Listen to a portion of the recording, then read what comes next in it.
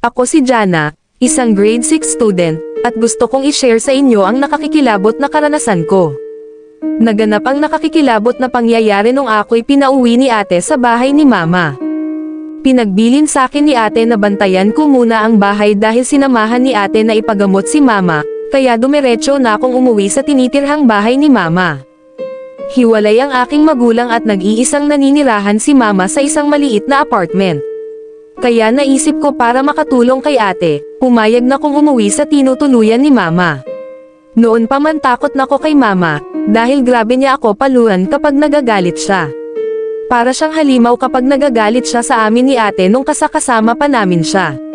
Ngunit hindi naging maayos ang pagsasama nila papa kaya napagpasyahan nilang maghiwalay na lang, at doon kami kay papa titira.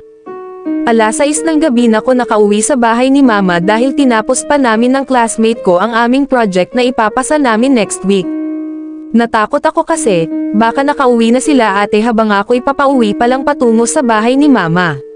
Nang ako'y makarating sa tapat ng bahay, nakita ko na nakalock pa ang pinto kaya gumaan ang pakiramdam ko dahil alam kong magkasama pa sila ate at mama para magpagamot. Binuksan ko ang pinto ng bahay at dali-dali ako pumasok para maglinis dahil ang dumi at wala sa mga ayos ang mga gamit ni mama. Pagkatapos kong maglinis, humiga muna ako sa sofa para magpahinga, hanggang sa ako'y makatulog.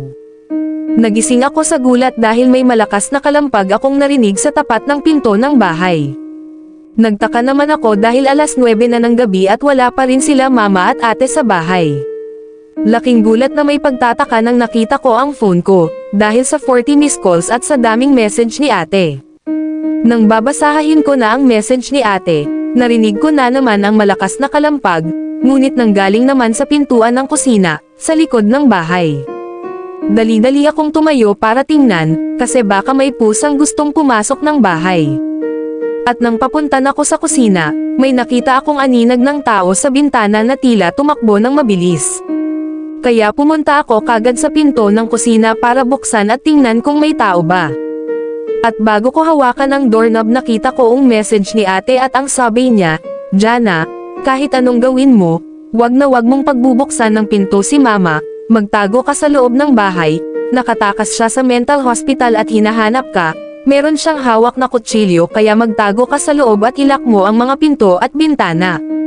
Nang nabasa ko ang message ni ate, bigla akong nanghina sa takot, pinilit kong makatakbo sa kwarto para magtago, ngunit nang papunta na ko sa kwarto, nakita ko si mama sa labas ng bintana at nakatingin sa akin ng masama at nakangiti at duguan ng kanyang mga kamay at katawan, habang hawak ang kutsilyo.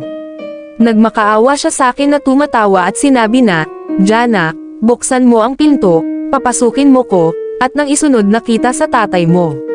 "Buksan mo ang pinto Jana. Buksan mo." Napasigaw ako ng malakas at tumakbo ako agad sa kwarto at nilak ang pintuan nito. Lumipas ang minuto na sumisigaw si mama sa labas, at tinatawag ang pangalan ko na tila pilit niyang binubuksan ang pinto ng kusina. Di kalaunan, tumahimik bigla at may naririnig akong yapak sa loob ng bahay galing kusina. Takot ako at nag-message kay ate na umuwi na agad ng bahay para tulungan ako. Maya-maya ay, may narinig akong nagsalita ng dahan-dahan na, "Jana, asan ka na? Andito na si mama."